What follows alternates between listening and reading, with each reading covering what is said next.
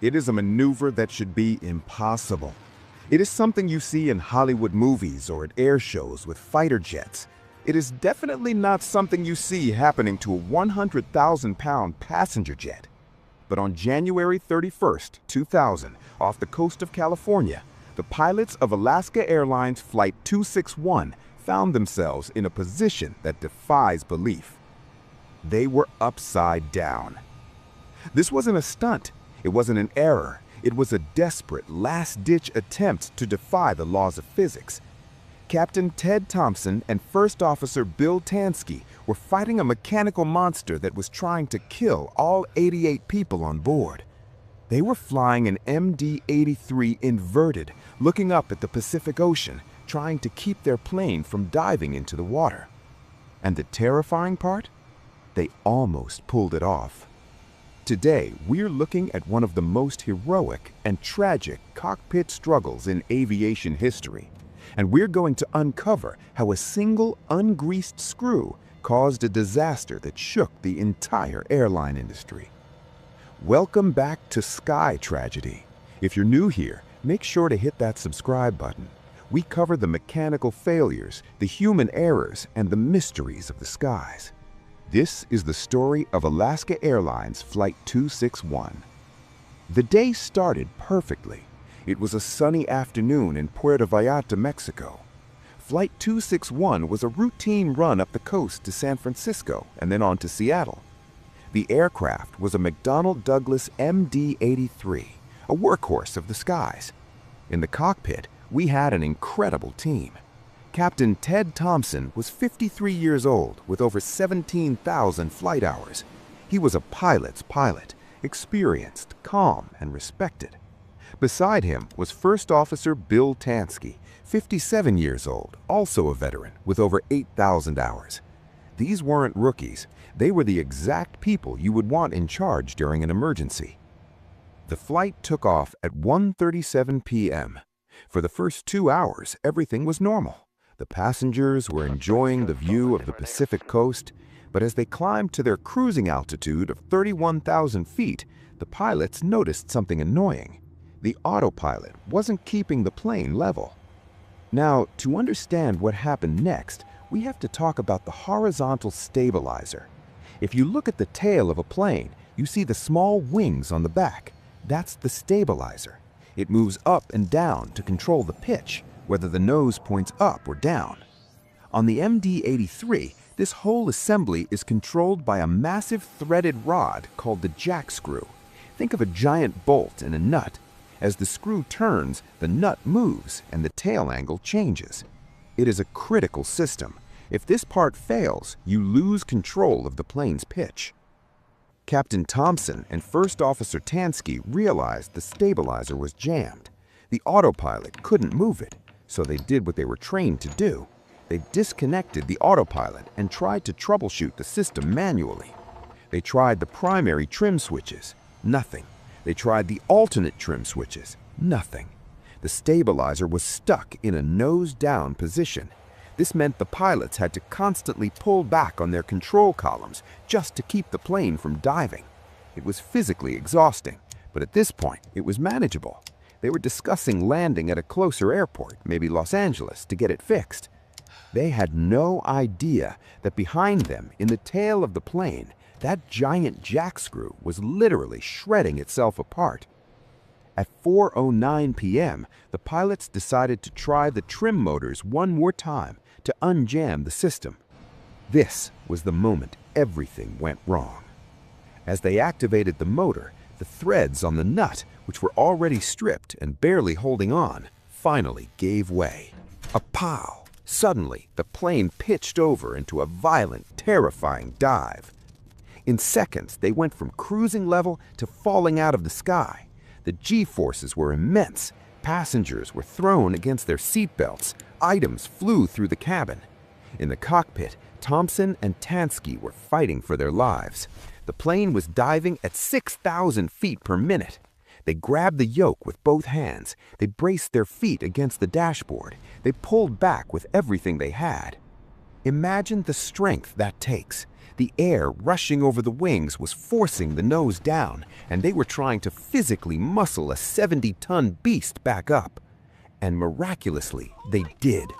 At 24,000 feet, they managed to arrest the dive. They leveled the plane out. But they were now in a nightmare scenario. The stabilizer was completely broken. It was locked in a position that wanted to force the plane into a dive. The only thing keeping them alive was the pilots pulling back on the controls with nearly 100 pounds of force constantly. They were flying a broken plane. Captain Thompson spoke to air traffic control. His voice was remarkably calm. He didn't scream. He didn't panic. He simply said they had control difficulties and were descending.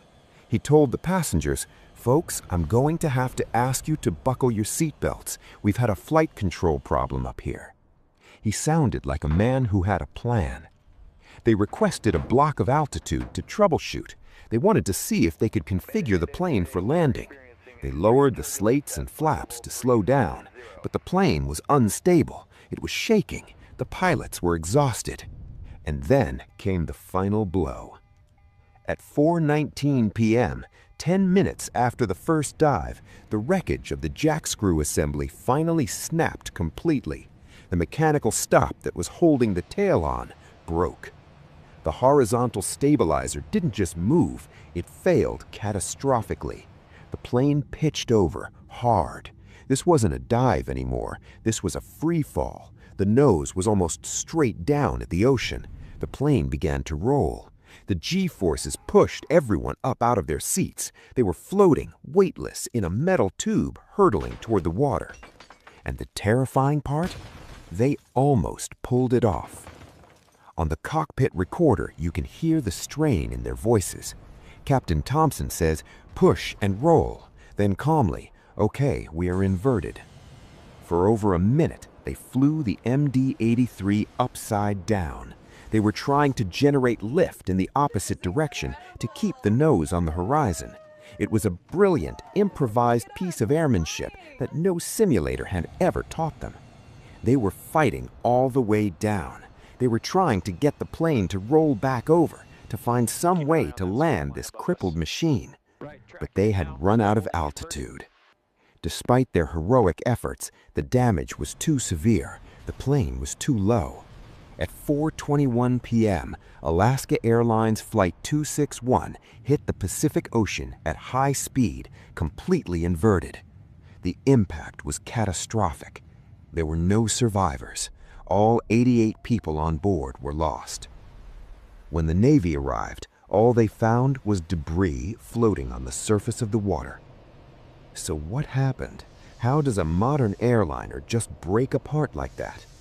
The NTSB investigators recovered the wreckage from the ocean floor, and what they found made their blood run cold. They found the jack screw and the Acme nut, the part that the screw turns through. This nut is supposed to have threads inside it, like the grooves inside a bolt. When they looked at the nut from Flight 261, it was smooth. The threads had been completely worn away. They had been stripped out over years of use. But why? The answer was grease, or rather the lack of it. The investigation revealed a shocking chain of negligence. Alaska Airlines, in an attempt to save money and keep planes in the air, had extended the maintenance intervals. They were supposed to grease that jack screw often, but records showed it hadn't been properly lubricated in a long time. When the mechanics did check it, they used a tool to measure how worn the threads were, but the investigation found that the tool they used wasn't precise enough, and the mechanics weren't properly trained on how to read it. They had been signing off on a deadly part year after year. Inside the wreckage, investigators found metal shavings. They called it gold dust. It was the bronze threads of the nut slowly being ground into powder every time the pilots adjusted the trim. It wasn't a fluke accident. It was a ticking bomb. The tragedy of Flight 261 changed aviation. It led to stricter maintenance rules. It led to better oversight of airline practices. But the legacy of this flight is also the two men in the cockpit. Captain Ted Thompson and First Officer Bill Tansky bought a battle they could not win. They stayed at the controls, trying every possible solution, even flying upside down until the very last second. They didn't give up. This crash serves as a brutal reminder. In aviation, safety is built on the smallest details. A single missing layer of grease can bring down a jet. What do you think? Was this pure negligence or a failure of the system? Let me know in the comments below. If you found this story compelling, please like the video. It really helps the channel grow. And don't forget to subscribe for more deep dives into aviation history. This is Sky Tragedy. Fly safe, and I'll see you in the next one.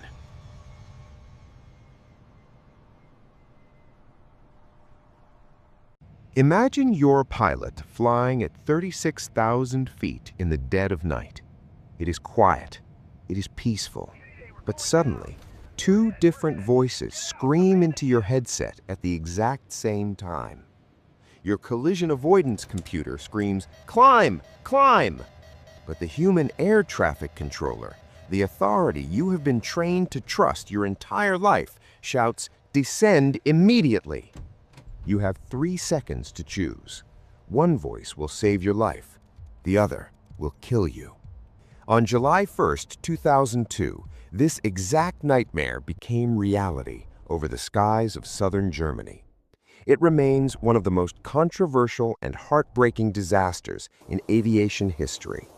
It wasn't just a plane crash, it was a collision of philosophy, technology, and human error. How did two modern planes, equipped with the most advanced safety systems in the world, manage to find each other in a massive, empty sky? And why did a grieving father take matters into his own hands years later? Welcome back to Sky Tragedy. Today, we are breaking down the Überlingen mid-air collision, the night the system fought the human and everyone lost. To understand this tragedy, we have to look at the victims. This wasn't just a random flight. On board Bashkirian Airlines 2937, a Tupolev 154, were 60 passengers. 45 of them were children. These weren't ordinary students. They were the best and brightest from the city of Ufa in Russia. They were UNESCO prodigies, heading to the beaches of Barcelona for a special holiday they had earned through their academic brilliance. The atmosphere on board was joyful. The pilots were experienced. The captain, Alexander Gross, had thousands of hours of flight time. Flying toward them from the south was DHL 611, a Boeing 757 cargo jet. Inside were just two men, British Captain Paul Phillips and Canadian First Officer Brant Campiani. They were tired, flying a routine mail run from Italy to Belgium. At 11:30 p.m., both planes were cruising over the Swiss-German border. The sky was dark. The visibility was perfect. There was almost no other traffic in the air. Mathematically, the chances of these two planes hitting each other were millions to one. But on the ground in Zurich, a catastrophic chain of events had already begun. Meet Peter Nielsen. He is the air traffic controller on duty at SkyGuide in Zurich. Usually there are two controllers, but tonight his colleague has gone on a scheduled break. Nielsen is alone in the room. He's managing two different frequencies at once. He's overworked. But it gets worse. Maintenance technicians are working on the main radar system. They have turned off the visual conflict alert, the buzzer that warns the controller if planes get too close. Nielsen knows this, but he thinks he can handle it. Then, the technicians do something else. They disconnect the main telephone lines. At 11:34 p.m., Nielsen is distracted. He's dealing with a delayed Airbus flight landing at a nearby airport. He's struggling with the radio system. He has no idea that high above him, the DHL Boeing and the Russian Tupolev are flying on a direct collision course at a combined speed of 1,000 miles per hour. Because the ground radar warning is turned off, Nielsen sits in silence. He doesn't see the danger. But inside the cockpits, the technology is waking up. Both aircraft are equipped with TCAS, the last line of defense. It's a computer that talks to other planes. If it detects a collision, it gives the pilots orders. At 11:34 and 42 seconds, the TCAS alarm blasts in both cockpits. Traffic! Traffic! The DHL pilots see the Russian plane on their screens. The Russian planes see the DHL plane. 7 seconds later, the TCAS computer makes its decision. It coordinates the maneuver. It tells the DHL pilots, descend, descend. It tells the Russian planes, climb, climb. If everyone follows the computer, they will pass safely with 1,000 feet of separation. The DHL pilots immediately push their nose down. They are following the system. But at that exact moment, the worst possible second, Peter Nielsen in the control tower finally notices the danger. He sees the dots merging on his screen. He panics. He grabs his microphone and calls the Russian plane. Bashkirian 2937, descend, flight level 350, expedite. I have crossing traffic. Freeze frame. The Russian captain is now hearing two contradictory orders. His computer is screaming climb. The human controller is screaming descend. In Western aviation training, pilots are taught that TCAS overrides everything. You listen to the computer. But in the Russian aviation culture of 2002, the air traffic controller was the ultimate authority. The controller is the master of the sky. Captain Gross hesitates. His first officer says, "It says climb," but the captain replies, "He is guiding us down." He pushes the nose down. Now, both planes are diving. The DHL plane is descending because the computer told it to. The Russian plane is descending because the human told it to. They are mirroring each other. They are racing toward the same point in the dark. In the DHL cockpit, the pilots are confused. The TCAS tells them to descend harder, increase descent. They push the yoke forward, praying the other plane goes up. In the tower, Nielsen thinks he has saved them. He sees the Russian plane descending and breathes a sigh of relief. He doesn't know the DHL plane is also diving. He can't see their instruments. 11:35 and 32 seconds. The Russian crew sees the lights of the Boeing 757 coming out of the darkness from the left. They try to pull up. The DHL pilots pull back on the yoke. But physics is unforgiving. At 34,890 feet, the vertical stabilizer of the DHL cargo plane slices through the fuselage of the Russian jet like a knife. The Tupolev rips apart in midair. The wreckage rains down over the town of Uberlingen. The DHL plane, without its tail, struggles for 2 minutes before crashing into a forest. There are no survivors. 71 people lie dead. 45 of them were children. In the control tower, the radar dots disappear. Nielsen sits in stunned silence. He knows deep down that something terrible has happened. So, who was to blame? The investigation revealed a cheese-slice disaster. The phone lines were down, the radar alarm was off, Nielsen was overworked, but the core issue was the system versus human conflict. The International Aviation Organization, ICAO, had confusing rules. It wasn't explicitly clear in the Russian flight manuals that TCAS overrides the human. Captain Gross died trying to follow the rules he respected. He trusted the man in the tower more than the machine.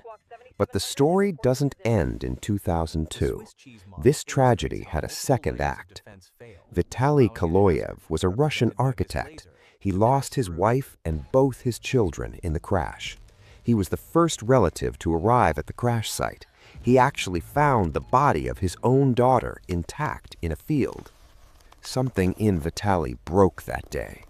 For 2 years, he sat in his empty house, surrounded by the ghosts of his family. He wanted an apology. He wanted someone to take responsibility. Sky Guides, the company, offered him money. He threw it back at them. He wanted justice.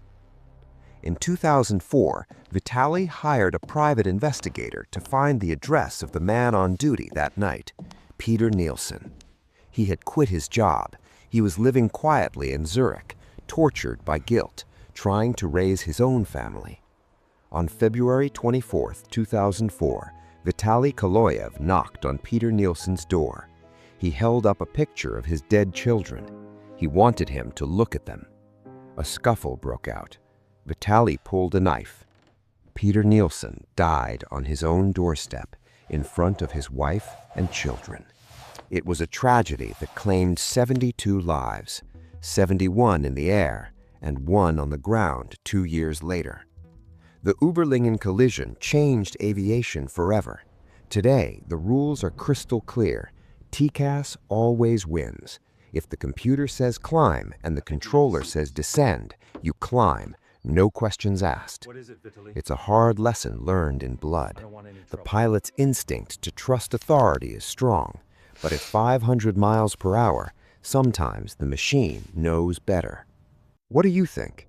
If you were in that cockpit with seconds to spare, would you trust the voice in your headset or the screen on your dashboard? Let me know in the comments below. And if you want to see more stories of the fatal chain of errors behind aviation's biggest disasters, make sure you hit that subscribe button and turn on the bell. You don't want to miss next week's video. This is Sky Tragedy.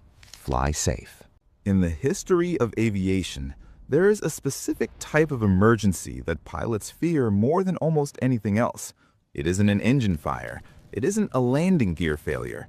It is blindness. Imagine you're hurtling down a runway at 160 miles per hour. You pull back on the stick. The nose rises into the pitch-black night sky. But the moment your wheels leave the ground, your dashboard betrays you. Suddenly, every speed reading is different. The captain sees 0. The first officer sees 300. The computer starts screaming contradictory warnings. The autopilot disconnects. The engines don't know how much power to give. You are flying a 200-ton metal tube full of passengers into the dark with absolutely no idea how fast you are going. This exact scenario has killed hundreds of people. It is what doomed Air France Flight 447. It is what brought down Bergen Air Flight 301. But on July 18, 2018, the pilots of Malaysia Airlines Flight 134 faced this exact nightmare. They were seconds away from becoming another tragedy on the news, but they didn't crash. And they didn't because of a single piece of paper and a switch that most pilots are terrified to touch. This is the story of the checklist that saved everyone. To understand how Flight 134 almost ended in disaster, we first have to go to the crime scene, Brisbane Airport, Australia. Brisbane has a unique problem. It isn't the weather and it isn't the traffic. It's the local wildlife, specifically the mud dauber wasp. These aggressive little insects love airplanes. They are obsessed with building nests inside the pitot tubes, the small open pipes on the nose of the plane that measure airspeed. It only takes a mud dauber 20 minutes to block a tube. If that happens, the plane's computers become confused. Because of this threat, airlines in Brisbane have a strict rule. If a plane is on the ground for more than a quick stop, you must cover the pitot tubes. So, when the Airbus A330 arrived from Kuala Lumpur that evening, the ground engineer did his job. He placed pitot covers over the 3 probes on the nose. These covers are bright red, and they have long streamers hanging off them that say "Remove before flight."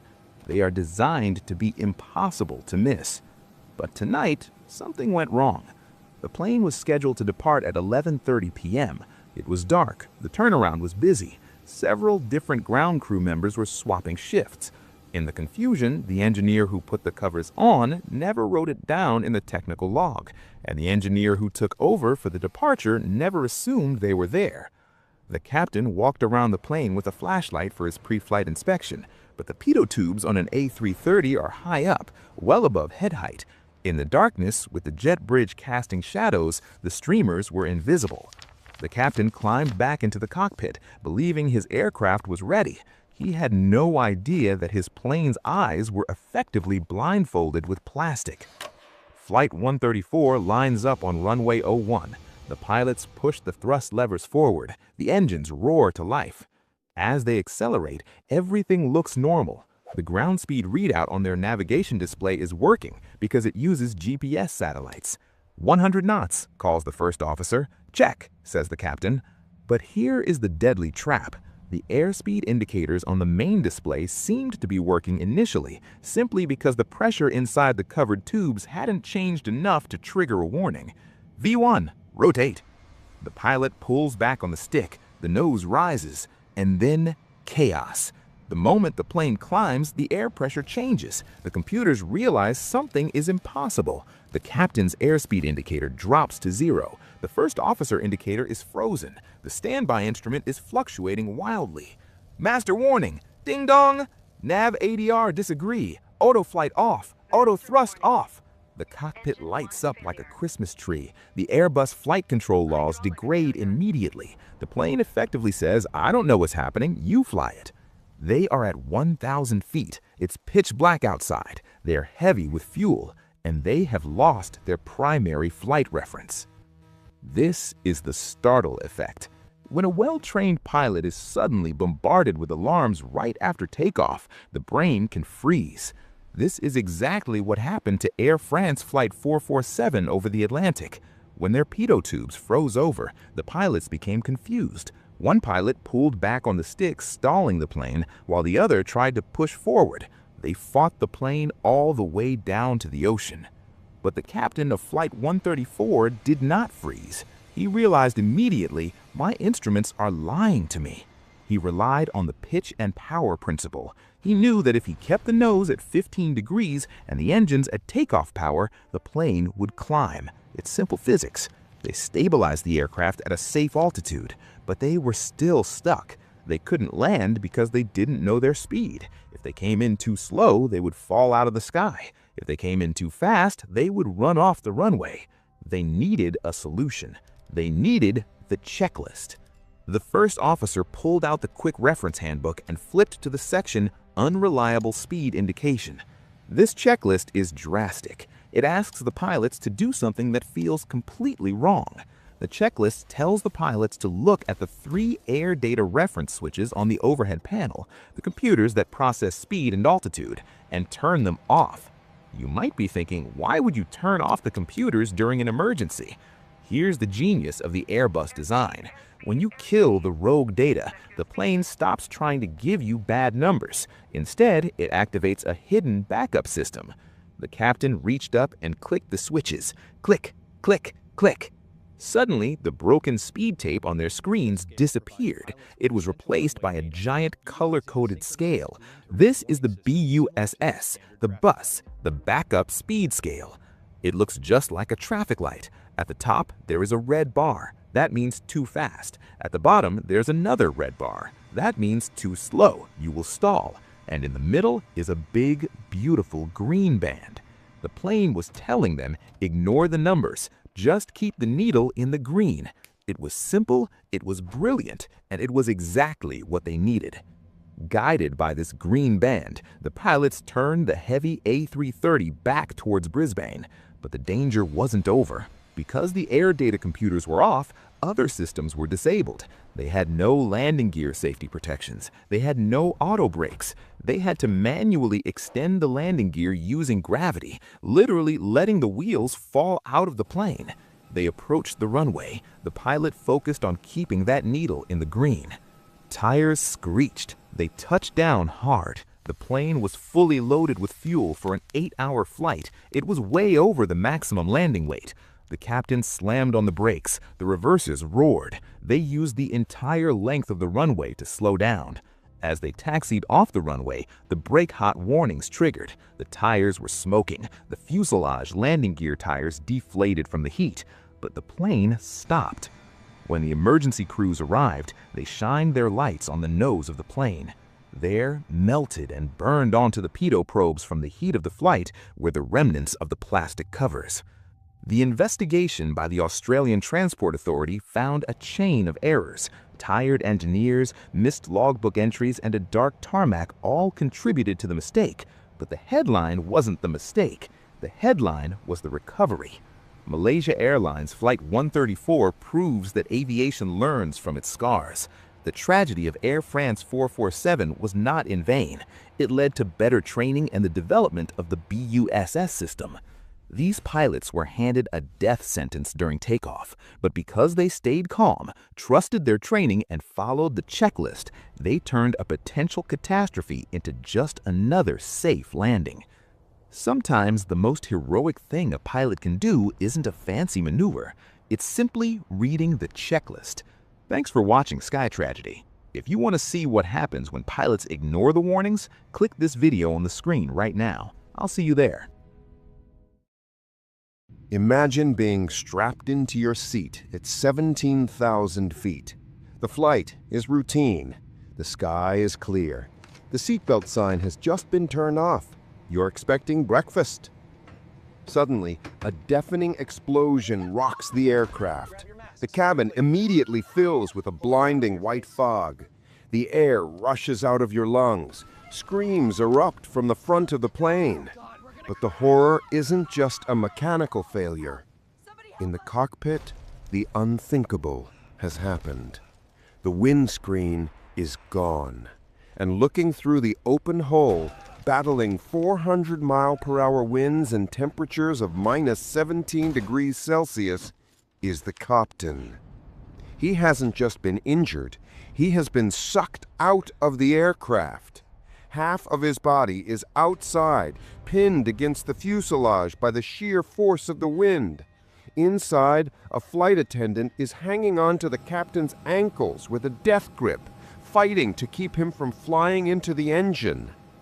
This is not a movie scene. This is the true, terrifying story of British Airways Flight 5390. June 10th, 1990. It is a beautiful Sunday morning in Birmingham, England. British Airways Flight 5390 is preparing for a short, routine hop down to Malaga, Spain. The aircraft is a BAC 111, a workhorse of short-haul British aviation. It's a sturdy jet, well liked by its crews.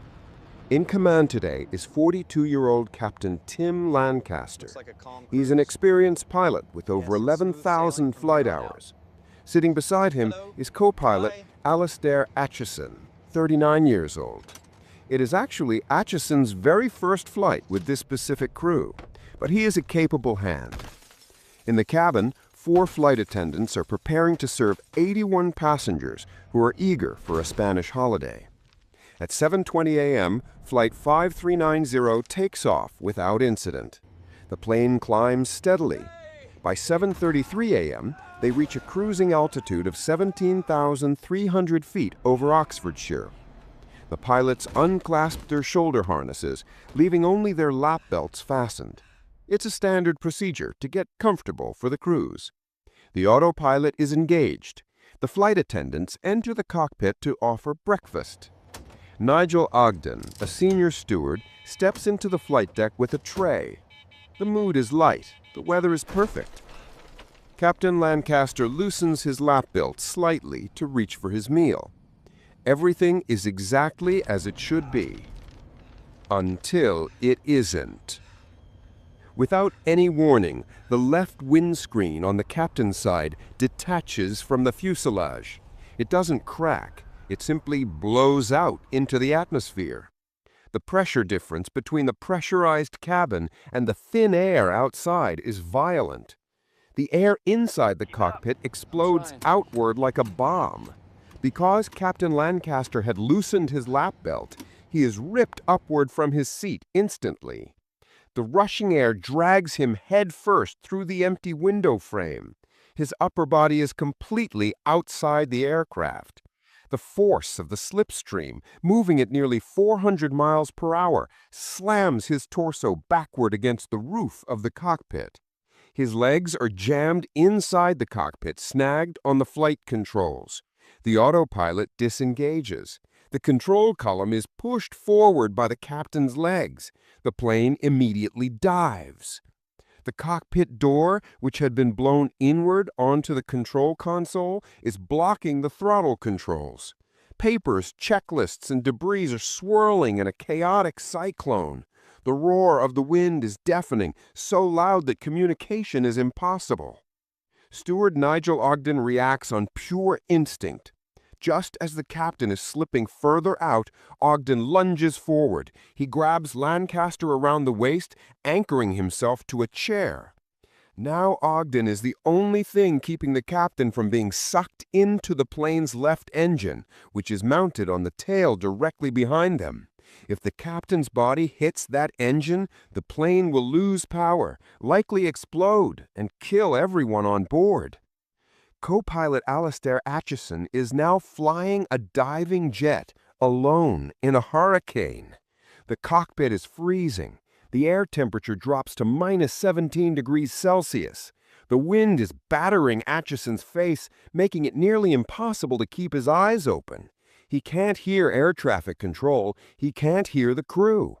He struggles to regain control of the diving plane. The captain's legs are still kicking and flailing around the yoke, knocking switches and turning off the throttle. Acheson fights the yoke, finally leveling the aircraft at 11,000 feet. Here the air is breathable, but the danger is far from over. Behind him, Nigel Ogden is losing his grip. Ogden's arms are being stretched to their limit. His face is frostbitten. He is holding on to a man who weighs over 200 pounds, who is being pulled by the massive force of drag. Ogden is slipping. Two other flight attendants rush into the cockpit. They see the horror. The captain is gone, seemingly dead, his body pinned outside. They chain themselves together. Hewood grabs Ogden's belt. Roger straps himself into the pilot's seat to anchor the human chain. Through the side window, the crew can see the captain. His eyes are wide open. He is not blinking. His skin has turned a grayish blue. His head is banging repeatedly against the fuselage, blood smearing across the glass. The crew assumes the captain is dead. At one point, the exhaustion is so great, they discuss letting him go. But co-pilot Acheson screams over the wind, "No, don't let him go." Acheson knows that if they release the body, it could strike the wings of the tail engine, destroying the aircraft. They are holding on to a corpse not out of sentiment, but to save the lives of the 81 passengers in the back. Acheson slows the plane down to 175 miles per hour, the slowest speed he dares to fly, to reduce the wind chill on the crew. He manages to establish contact with Southampton Air Traffic Control, but there is a problem. Southampton has a short runway. A fully fueled BAC-111 is heavy. If he comes in too fast, they will overshoot. If he comes in too slow, they stall. The flight attendants are still holding on to Lancaster's legs. Their arms are burning. They are freezing. They have been holding him for nearly 20 minutes.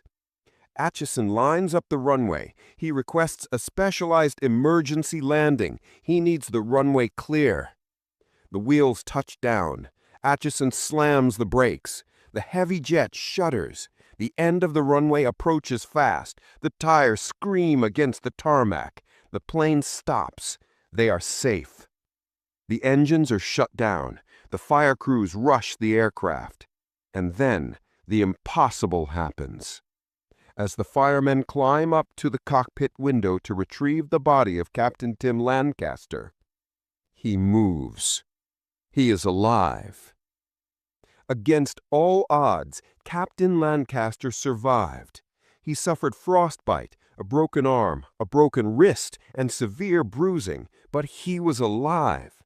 Nigel Ogden suffered a dislocated shoulder and frostbite. But once the shock wore off, the Air Accidents Investigation Branch had a burning question. Why did a windscreen just fall off a plane? Windscreens are usually installed from the inside so that internal pressure pushes them tighter against the frame.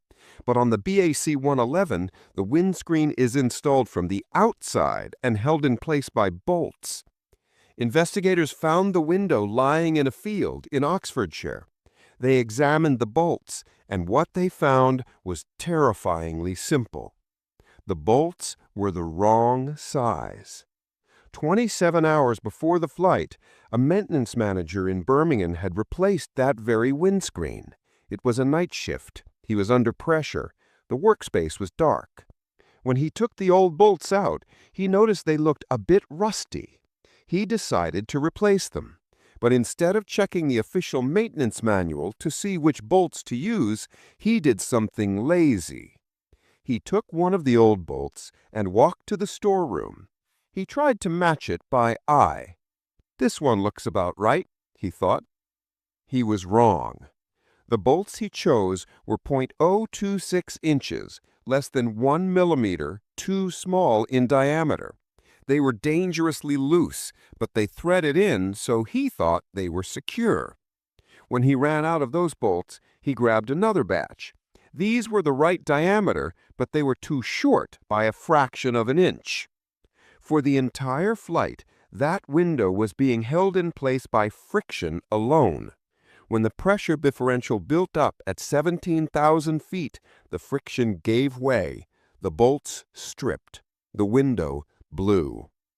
A multi-million-dollar jet and 87 lives were almost lost because a mechanic didn't check the manual and tried to eyeball a screw.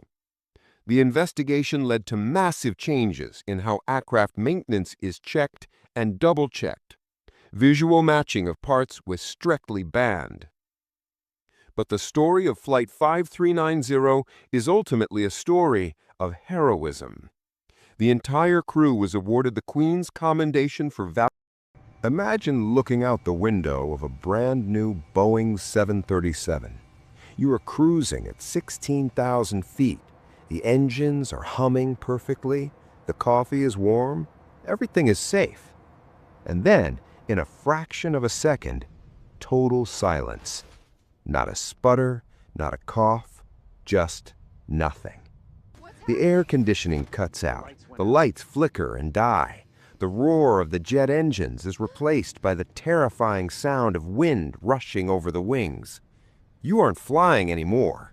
You are falling inside a 50-ton metal brick. This isn't a movie. This happened to 45 people on board Taka 110. They were falling from the sky over New Orleans with no power, no engines, and no airport in reach.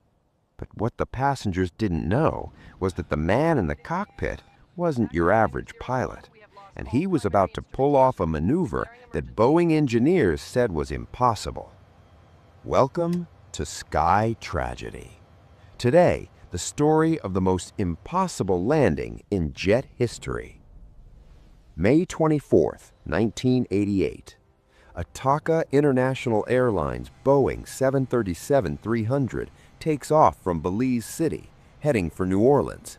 This matters because in 1988, this plane was the crown jewel of aviation. It had been built just 5 months earlier. It was brand new. It had the latest technology, the most advanced weather radar, and high bypass turbofan engines that were supposed to be indestructible. In the captain's seat was Carlos Dardano. At just 29 years old, he was incredibly young for a captain, but Dardano was a prodigy.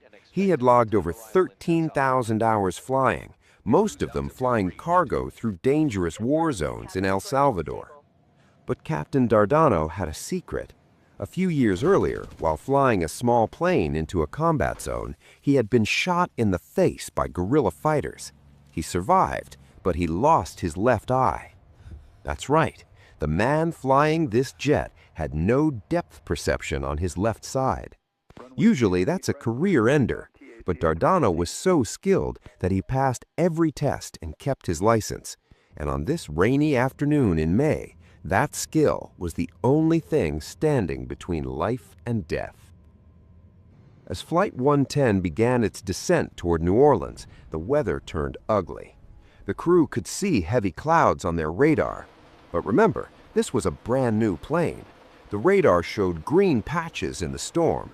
Green usually means light rain, a safe path through the bad weather.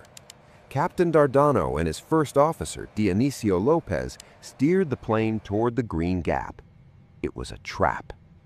The moment they entered the cloud, the world went crazy. It wasn't light rain, it was a massive hailstorm.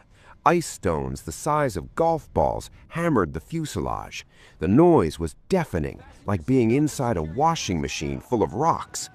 The ice was so intense, it didn't just bounce off the plane, it was sucked into the engines. These engines were designed to handle rain. They were designed to handle snow. They were not designed to swallow thousands of pounds of slushy ice in seconds. Inside the core of the engine, the ice melted, flooding the combustion chamber. It was like throwing a bucket of water onto a campfire. The fires went out. At 16,500 feet, the left engine rolled back and died. Seconds later, the right engine died. The cockpit lit up like a Christmas tree. Warning alarms screamed. The master caution light blazed orange. The pilots were now gliding a $75 million airliner through a thunderstorm with zero thrust. Now, you might think, just restart the engines. And that's exactly what they tried. The 737 has an APU, a backup generator in the tail. The pilots fired it up, getting electrical power back. This allowed them to use the starters to try and relight the engines. But nothing happened. The engines were choked with water and ice. They were falling at 2,000 feet per minute. They had maybe 3 minutes before they hit the ground. Then, a miracle. As they dropped through lower altitude, the ice in the engines melted. The pilots hit the starters again. Whoosh! The engines roared back to life. The pilots breathed a sigh of relief. The passengers stopped screaming. The power was back. They could climb out of this. But the universe wasn't done with them yet. The pilots pushed the throttle forward to climb, but the engines had been damaged by the hail. The temperature gauges spiked into the red immediately. Bang! Violent explosions rocked the plane. The engines were overheating and destroying themselves. Captain Dardano had no choice. He pulled the throttles back and shut them down. This time it was for good. They were low, they were heavy, and they were quiet. Mayday, Mayday, Mayday. They were now at 4,000 feet. New Orleans International Airport was too far away. They would never make it. First Officer Lopez spotted a highway. There, he pointed, we can land on the road. It looked perfect, but as they got closer, Captain Dardano shook his head. It was 5 p.m., rush hour. The highway was packed with cars. If they landed there, they would kill dozens of families on the ground. Dardano looked away from the road. He looked at the water, a lagoon. A water ditching is almost always fatal. The plane breaks apart, it sinks, and this wasn't just water, this was a Louisiana swamp. Even if they survived the crash, the water was freezing and filled with alligators. They were running out of time. 1,500 feet, 1,000 feet, the ground was rushing up to meet them. Then Dardano saw it. A narrow strip of grass. It was a levee, a raised dirt mound designed to hold back floodwaters. It wasn't a runway. It was barely wide enough for the wheels. On one side, a canal. On the other, a swamp. If he landed too hard, the wheels would sink into the mud and the plane would flip. If he landed too long, they would slide off the end. If he drifted 5 feet to the left or right, the wing would catch the water and cartwheel the plane into a fireball. And remember, he had to do this with one eye. Captain Dardano lined up the nose. The plane was coming in fast. Without engines, you can't control your speed. You just fall. To slow down, Dardano performed a side slip. He kicked the rudder pedal, turning the nose of the plane sideways to the wind, using the fuselage itself as a giant air brake. It's a move pilots use in tiny Cessna planes, not massive Boeing jets. The alarms were screaming, "Pull up, pull up." Dardano ignored them. He leveled the wings at the last second. Thump! The wheels hit the grass. The passengers braced for an explosion. The plane shook violently as it tore through the sod. The pilot stomped on the brakes. Mud flew everywhere. The massive jet skidded, groaned, and slid along the top of the dirt mound. The end of the levee was coming up fast. If they went off the edge, they would drop into the deep water. The plane shuddered, slowed, and stopped. Dead silence. Captain Dardano turned to his first officer. They were alive. Not a single passenger received more than a minor bump or bruise. The plane was perfectly intact. It sat there on the grass, looking like it had been parked by a giant hand. So how did this happen? Investigators found that the engine manufacturer CFM International had tested the engines for rain and hail, but not slush. At low power settings, the shape of the engine nose cone actually trapped the hail, forcing it into the core like a funnel.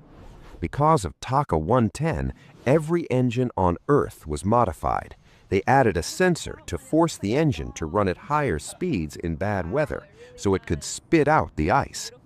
But here is the craziest part of the story. Usually when a plane crashes, it's written off. It's scrap metal. But Captain Dardano's landing was so gentle, the plane wasn't even damaged. Boeing engineers actually traveled to the levee, replaced the engines right there in the mud, and believe it or not, test pilots took off from the grass levee a week later. That plane, the Greyhound of the skies, kept flying passengers for another 28 years. So what do you think? Would you have chosen the water, the highway, or the grass? Let me know in the comments below. If you enjoyed this story of survival, hit that subscribe button. We have a lot more forgotten aviation stories coming your way. This is Sky Tragedy. Fly safe, and I'll see you in the next one.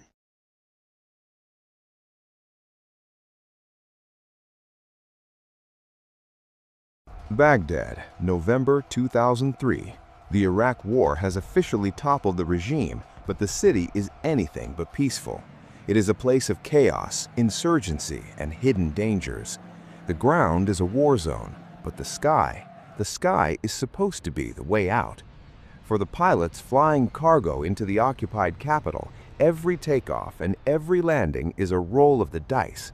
They call it the corkscrew, a spiral maneuver designed to keep planes high above the reach of insurgents for as long as possible. But sometimes, even the best maneuvers aren't enough. On November 22, 2003, a yellow Airbus A300 freighter carrying nothing but mail took off into a clear morning sky. Seconds later, it became the target of a surface-to-air missile. What followed was not a crash, but one of the greatest feats of airmanship in the history of aviation. This is the story of the only crew in history to land a commercial jet with absolutely no flight controls. This is the miracle of the DHL Baghdad missile strike. It is shortly after 6:30 a.m. At Baghdad International Airport, formerly known as Saddam International. 3 men are preparing for departure. The aircraft is a European air transport Airbus A300, painted in the bright red and yellow livery of DHL. In command is Captain Eric Janot, a 38-year-old Belgian pilot. Beside him is First Officer Steve Mitchelson, only 29, and sitting behind them, managing the systems, is the veteran flight engineer Mario Rafael. Their mission is routine: deliver mail to the U.S. Army and coalition forces, then fly back to Bahrain. The plane is relatively light, the weather is perfect, visibility is unlimited. But outside the perimeter fence, in the dusty scrubland near the runway, a group of insurgents is waiting. They are armed with a Strela, a Russian-made, shoulder-fired, heat-seeking missile. It is old, it is simple, and it is deadly. Captain Janot pushes the throttles forward. The engines roar to life, kicking up dust as the A300 barrels down the runway. They rotate, lifting off the tarmac and retracting the gear. The crew immediately begins a steep climb, trying to get above 10,000 feet, the perceived safety zone, as quickly as possible. At 8,000 feet, just as the crew thinks they are clearing the danger zone, the insurgents pull the trigger. Boom! A massive explosion rocks the left side of the aircraft. The plane shudders violently. The cockpit fills with the blaring of master warning alarms. What was that? We've been hit. The missile has struck the outer tip of the left wing. The warhead detonates, shredding the aluminum skin and igniting the fuel tank. A massive trail of fire, over 100 feet long, streams behind the jet. But the fire is the least of their problems. The shrapnel from the explosion has sliced through the wing's internal structure like a shotgun blast. It severs the hydraulic lines. Modern airliners like the A300 do not use cables to move the ailerons, elevators, or rudder. They use hydraulic fluid, pressurized to move heavy control surfaces. The A300 has 3 independent systems for redundancy: the green, the blue, and the yellow. Usually, if one fails, you have 2 others. If 2 fail, you have 1. But the missile strike is catastrophic. Within seconds, the pressure gauges for the green system drop to 0. Then the yellow system fails. Finally, the blue system drains away. Captain Janot grabs the control column, the stick, and pulls back. Nothing happens. He turns it left. Nothing. He pushes the rudder pedals. They are dead weight. The aircraft is now a 100-ton piece of metal hurtling through the sky at 300 knots, and the pilots have absolutely no way to steer it. The ailerons, the elevators, the rudder, the flaps, the spoilers, the brakes, and the steering gear, everything is dead. In aviation history, total hydraulic failure is almost always a death sentence. It is what doomed Japanese Airlines Flight 123. It is what caused the crash of United Flight 232. The plane enters a terrifying cycle known as a phugoid. Because of the damage to the wing, the aerodynamics change. The nose pitches up sharply. The speed drops. As the speed drops, the nose falls and the plane enters a steep dive. As it dives, it gains speed, which generates lift, and the nose shoots up again. It's a roller coaster ride of death. Pitch up, pitch down, each cycle more violent than the last.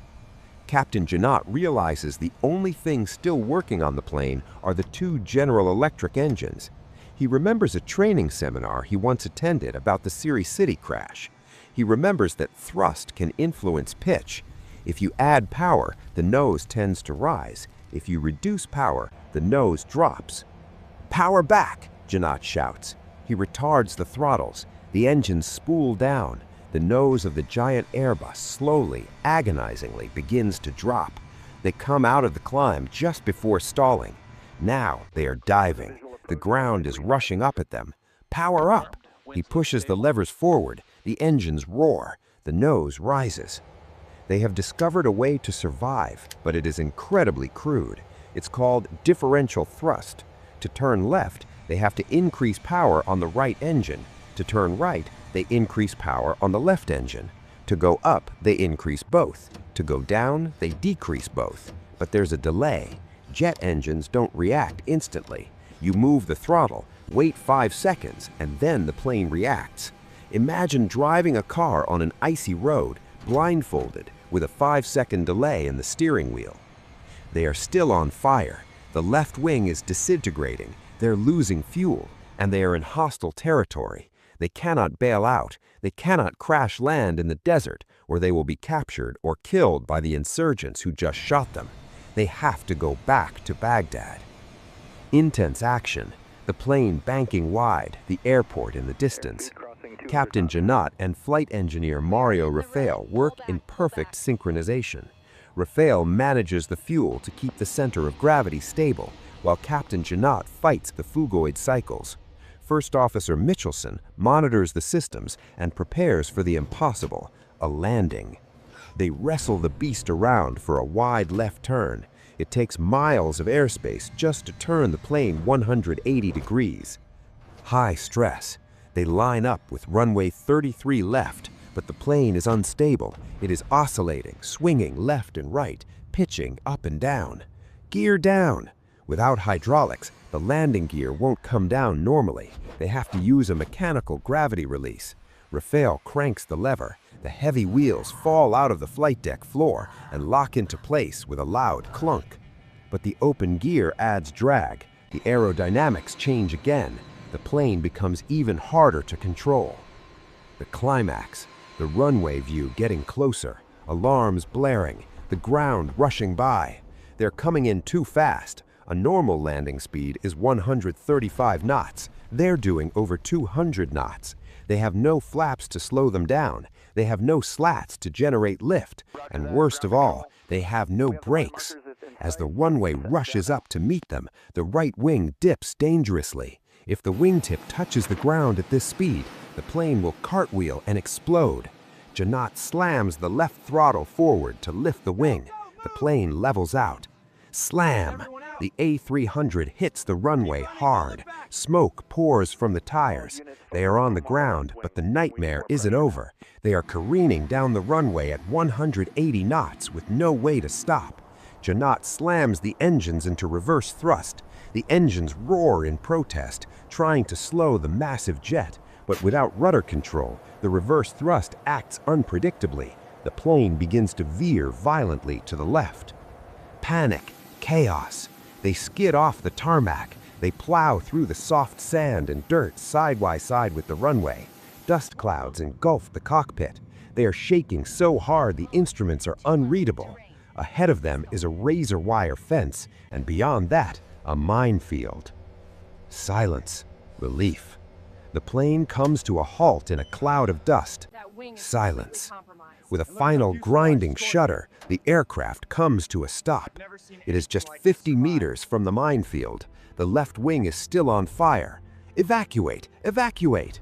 The three men scramble out of the cockpit. They slide down the emergency chutes onto the sandy Iraqi soil. They run from the burning machine, expecting it to explode at any second. But it doesn't. Fire crews arrive and douse the flames. They look back at their plane.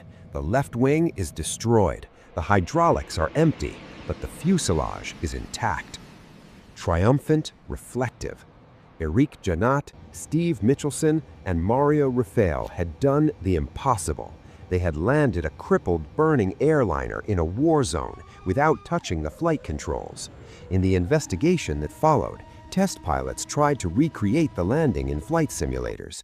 Time and time again, the test pilots crashed. The maneuver required such precision, such intuition, and such teamwork that it was deemed nearly impossible to replicate.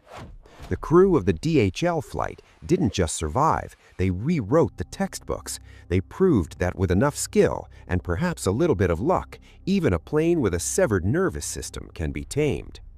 In the skies over Baghdad, death fired a missile at 3 men, but those 3 men refused to die. What do you think? Could you have kept your cool in a cockpit filled with smoke and alarms? Let us know in